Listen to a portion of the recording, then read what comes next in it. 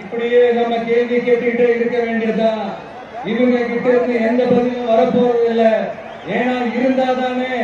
அதனால நான் உங்களை கேட்கிறேன், செய்வோம் செய்வோம் செய்வோம் செய்வோம்னு சொன்னாங்களே, செஞ்சாங்களா?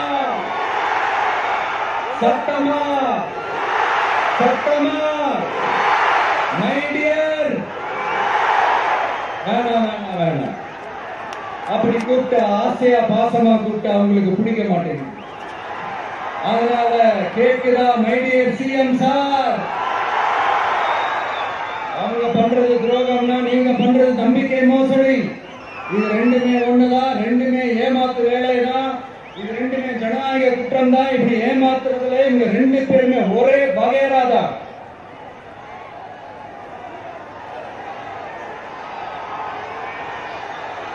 முன்னாடிக்கு வரைக்கும் ஒன்றிய பிரதமர், இப்போ இந்திய பிரதமர், இப்படி மாத்தி மாத்தி பிளேட்டை மாத்தி மாத்தி பேசுறதுல நம்ம சிஎம் சார் ரொம்ப பிரில்லியன்ட். இப்ப புரியுதா மக்களே? மறைமுக உறவுக்காரர்கள்னு நாம ஏன் சொல்றோம்னு?